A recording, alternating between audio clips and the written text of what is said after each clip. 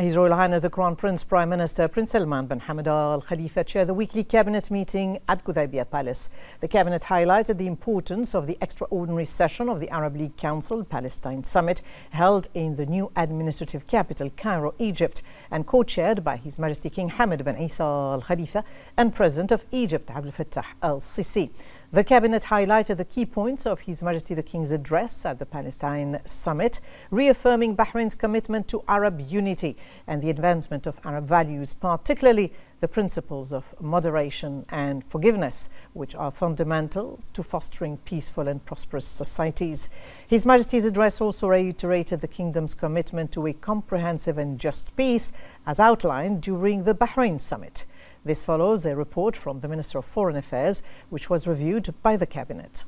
The Cabinet emphasized the solidarity and values of the Bahraini community, which remain central to Bahrain's achievements. The Cabinet also noted the role of the holy month of Ramadan and its measures in fostering societal bonds, embodying the deep-rooted values of Bahraini tradition.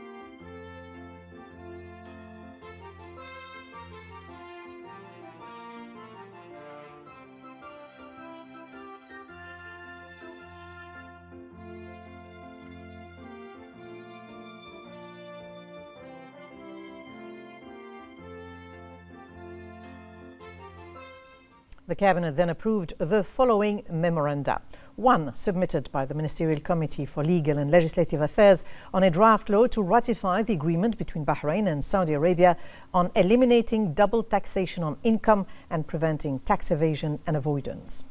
Another, submitted by the Ministerial Committee for Legal and Legislative Affairs on a framework agreement between the Civil Service Bureau and government agencies to document, organize and improve quality management systems. A memorandum submitted by the Ministerial Committee for Legal and Legislative Affairs regarding the government's response to 3 proposals submitted by the Council of Representatives. The Cabinet then reviewed the following: a memorandum submitted by the Minister of Foreign Affairs on the developments within the Ministry's priorities under the Government Programme 2326, and another submitted by the Minister of Foreign Affairs regarding the National Plan for Human Rights 2226 and its progress until 2024. Additionally, the Cabinet noted the following ministerial reports: the Kingdom's participation in the 58th session of the UN Human Rights Council, Bahrain's participation in the GCC Ministerial Council at its 163rd session,